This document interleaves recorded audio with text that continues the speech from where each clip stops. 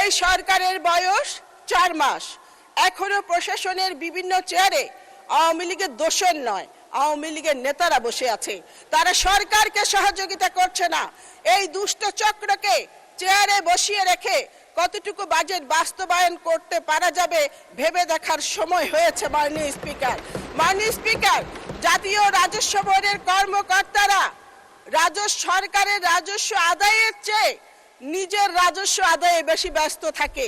রাজস্ব বাড়াতে হলে রাজস্ব বোর্ডে সার্জিক্যাল অপারেশন প্রয়োজন। মাননীয় স্পিকার, আপনার মনে আছে নির্বাচনের আগে একটি দল নির্বাচন না করার ষড়যন্ত্র হিসেবে পিআর বলে টিকটক করছিলেন। আমাদের প্রিয় নেতা সকল ষড়যন্ত্রকারীদের বীজ দাঁত ভেঙে দিয়ে যেভাবে নির্বাচন আদায় করেছেন, ঠিক সেইভাবে সমালোচনাকারীদের মুখে কলপেটে দিয়ে এই বাজেট উনি বাস্তবায়ন করবেন ইনশাল্লাহ।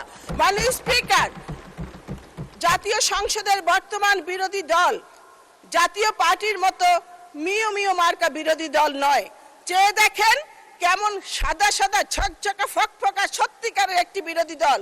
উনারা যখন বাজেট নিয়ে সমালোচনা করেন আমরা কিছু মনে করি না, কিন্তু উনারা যখন বলেন যে উনাদের 168 সিট পাওয়ার কথা ছিল, বিএনপি ইঞ্জিনিয়ারিং করে তাদেরকে 68 সিট দিয়েছে, কথাটা সত্য নয়। মাননীয় স্পিকার, আমাদের নেতা জনাব তারেক রহমানের উপর এদেশের মানুষের আস্থা এবং বিশ্বাসের কারণে আমাদের এই ভূমিধস বিজয়। মাননীয় স্পিকার, নিত্য প্রয়োজনীয় দ্রব্যের উপর কর ছাড় দেওয়া হয়েছে।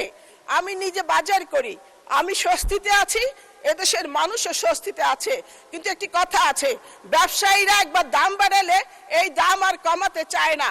আজকে আমাদের কাছে ভোক্তাদের কাছে আপনাদের এই সুযোগ যদি দেওয়া হয় তাহলে এই বাজারকে জোর মনিটরিং করার আমি দাবি জানাচ্ছি, যাতে আমাদের মতো সাধারণ মানুষরা এই সুযোগটা পায়।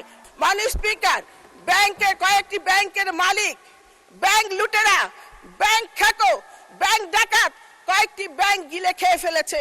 তারা গ্রাহকের টাকা লুট করে তারা বিদেশে আরামে আয়েশে জীবন যাপন করছে।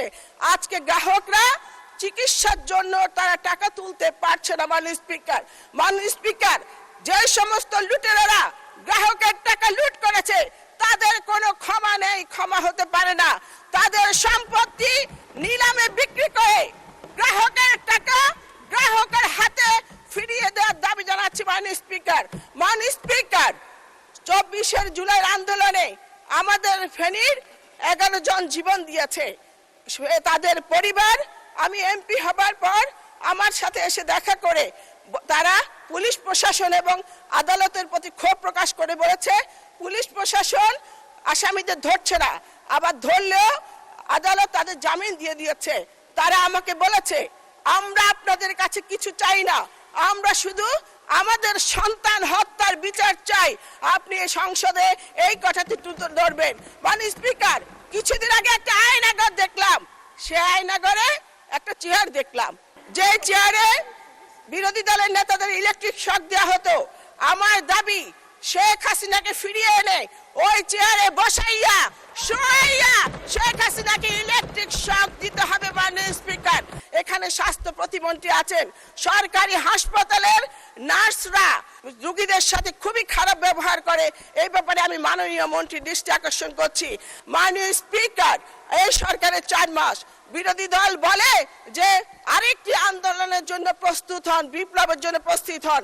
আমি ওনাদের কাছে বলতে চাই, আপনারা আমাদের প্রধানমন্ত্রীর প্রতি আস্থা রাখুন, প্রধানমন্ত্রীকে সহযোগিতা করুন। আপনাদের অনৈক্যের কারণে আমাদের যদি দানব হাসিনা, আল্লাহ না করুক আবারও যদি দানব হাসিনা ফিরে আসে, যারা ফেসবুকের প্রোফাইল লাল করেছিলেন জীবনটা কালো করে ছাড়বে।